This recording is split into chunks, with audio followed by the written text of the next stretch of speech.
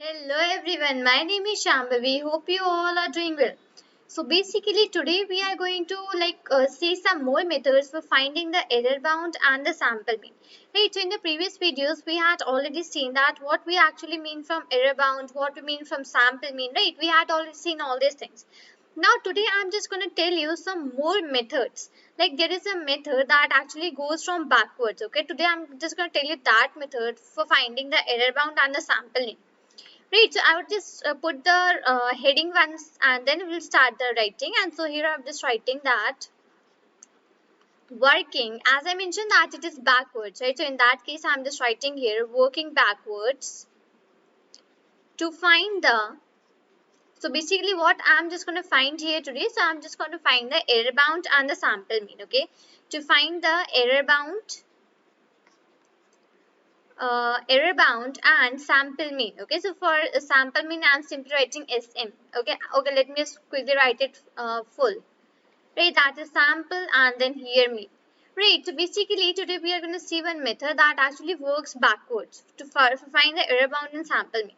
Now basically what are these? I'm just not going to repeat that today because we had already discussed this thing previously, right?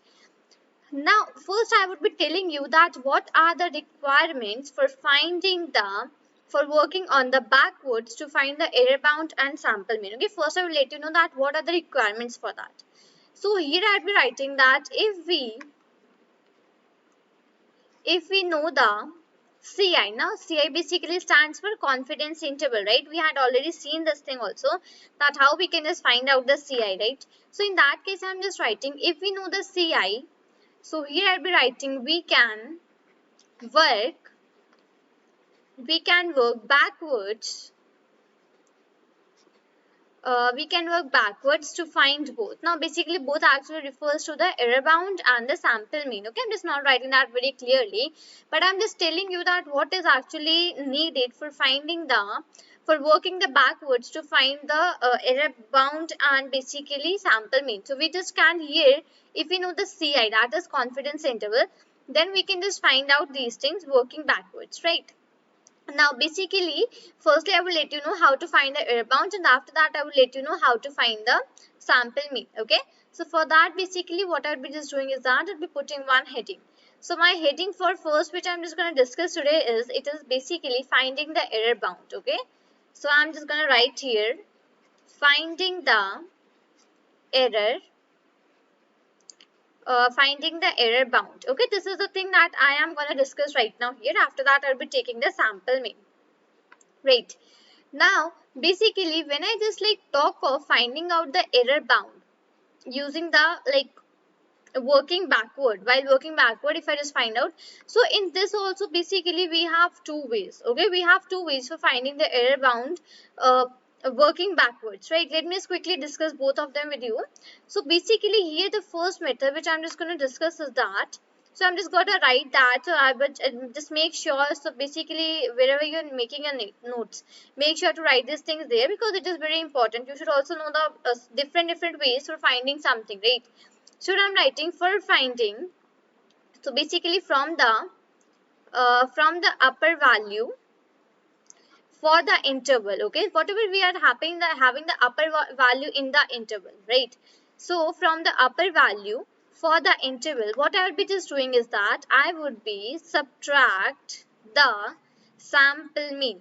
Okay, that is I will be subtracting the sample mean. Okay, so where is my cursor here? Subtract the, and here I will be writing sample and then mean. Right, so this is the first thing that you can follow, that from the upper value of the interval, subtract the sample mean. Okay, let me quickly write that sample mean once again because I can just write that there itself. So you no need to just make one new line for that. Okay, so subtract the sample, and here I would be just writing here as mean. Okay, so this is the first way which you can follow, that from the upper value of the interval subtract the sample mean, right? And talking about the second, so here I'm just writing or, and my second procedure which is actually here for finding the error bound, it says that from the upper value, okay, from the upper value for the interval, okay, whatever the interval we are having. So in that, whatever is the upper value, then I'll put a comma, and here I'll be writing subtract the lower value. Okay, subtract the, I would be writing here lower, and I would just come down so that I can just write here value itself. Subtract the lower, and here it is value. Okay, so these are the two methods which we can follow for finding out the sample mean. The first one says that from the upper value for the interval, subtract the sample mean. Okay, or second says that from the upper value for the interval, subtract the lower value. Only the difference is that in the first one you can subtract the sample mean, and in the second one you can subtract the sample you can subtract the lower value. And then basically what is, then you can divide the difference, divide the difference, either of the methods whichever you are following. This last step which I'm just writing here, then divide the difference, that follows for both of them. Okay, so if you're applying the first one or the second one, that totally depends on you, but it is mandatory to apply this last rule which I'm writing here. Okay, so it is, then divide the difference by 2. Yes, then divide the difference by 2. So this is basically the step which you need to follow at last, and it is mandatory for both of the conditions. Either you subtract the upper value with the sample mean, or you subtract the upper value with lower mean. That's your choice. But this last step that, which is written here, that is then divide the difference by 2. So this is you need to follow at each case. Okay, so these are the ways which you can follow for finding out the error bound. Okay, these are the two steps. Right, so first one I would again repeat, from the upper value for the interval, subtract the sample mean, or from the upper value for the interval, subtract the lower value, then divide the difference by 2. Right, these are the two which you can follow for finding out the error bound. Now for finding out the sample mean, what are the steps which you need to follow? So my heading would be finding the sample mean. Right, finding the sample mean would be my heading for now. Okay, now basically what are the steps which you can follow for finding sample mean? So for sample mean also we have two steps. Okay, either of them you can use. So my first rule says that subtract the error bound,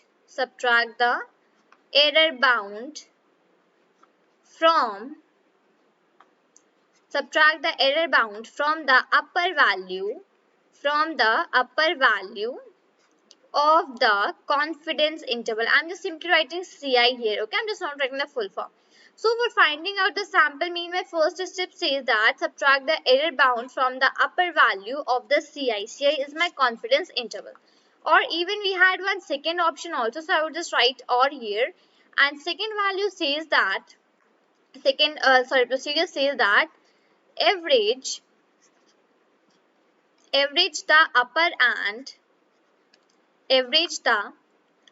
and lower, okay, 1 second, yes, it says that average the upper and lower endpoints. Do you like understand, right? The points which are at the very end. So average the upper and lower endpoints of the confidence interval, of the CI, confidence interval. Right, so these are the two ways which you can follow for finding out the sample mean. Just give me 1 second, let me quickly take the cursor. Right, so for finding the sample mean, these are the two ways which you can refer. The first one is subtract the error bound from the upper value of the CI, or average the upper and lower endpoints of the CI. Right, so I have told you the procedures, two procedures for finding the error bound as well as for finding a sample mean. Now if we just jump towards one example for this, so let's even see one example also. So I have one question here.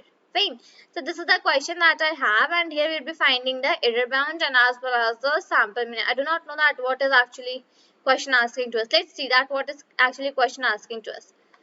So question says that suppose, okay, calm down, let me just 1 second. Yes, so my question says that suppose we know that the confidence interval is this and this. Okay, we are having the value for confidence interval. Okay, and we want to find the error bound. Okay, the first thing is that we need to find the error bound. We may know that the sample mean is 68. Okay, sample mean is 68. Okay, fine. Or perhaps our source only gave us the confidence interval and did not tell us the value of the sample mean.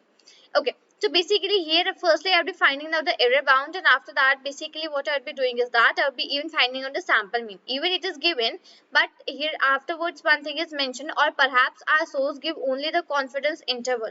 Then how you'll be finding the sample mean? So everything I'll be just telling you here. Okay, so let's do the question here, and what I'll be just doing is that I'll be writing here solution. Fine. Now, firstly, what I'll be just doing is that I would be writing here that calculate the error bound. Okay, firstly, I'll be calculating my error bound.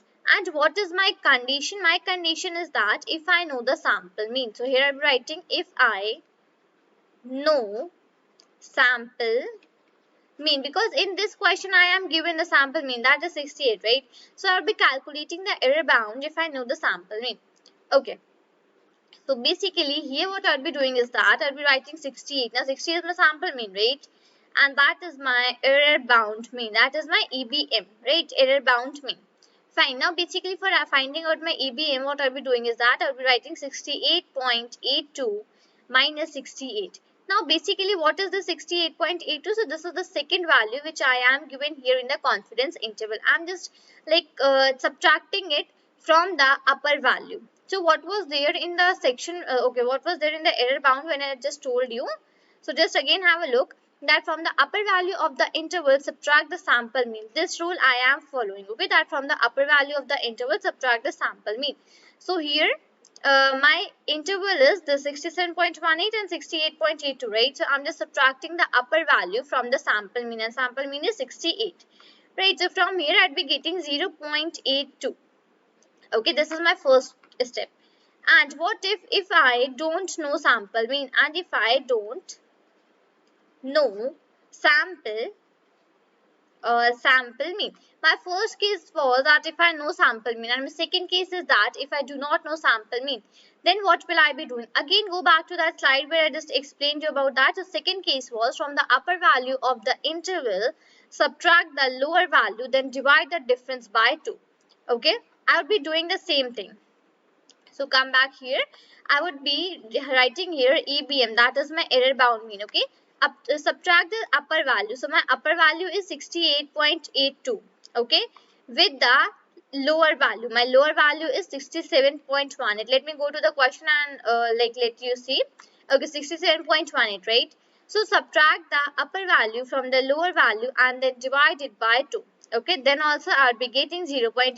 Divide that on your own, right? So this is basically how we can just found the error bound if we know the sample mean or if we do not know the sample mean, right? Now my second option that comes here to me is that I need to find out the sample mean. Okay, if I know the error bound, I need to find the error bound, right? If I know the sample mean or not. Second part is that I would be calculate the sample mean. Okay, calculate the sample mean. And in this also I'll be again be following both the cases for which I have given you the way that how to find out.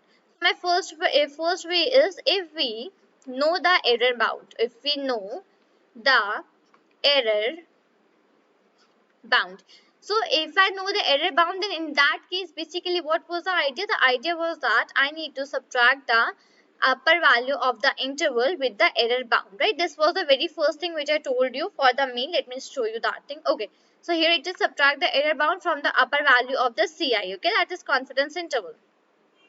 So here I'll be doing the same thing. So x bar is my sample mean. Okay, x bar is my sample mean, and in that case I'll be writing here 68.82 minus 0.82. Now basically 0.82 is my error bound. Okay, so I'm just subtracting that. So here I'll be getting the answer as 68. Yeah, that is okay.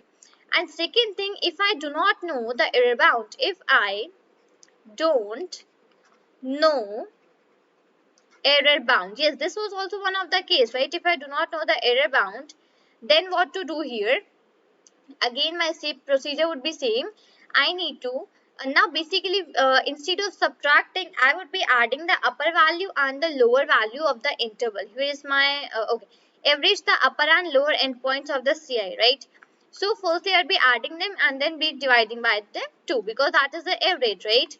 So here x bar is equal to my upper okay, let's say upper or lower, anything we can take, because here we are doing the addition. Okay, so 67.18 is a lower interval, and 68.82 is the above interval. And right, and for finding out the average, I would be dividing that by 2. So here I would be getting the answer as 68. Just find that on your own. Okay, here I would be getting the answer as 68, right? So I hope now you just got the idea that how to find out the sample mean and error bound, okay, with the working of backwards. So this was basically how we can just find out the like, this was the topic, working backwards to find the error bound and sample mean. So this is how we can just find out the error bound and the sample mean, right? So this is all for this video. Till then, thank you and take care.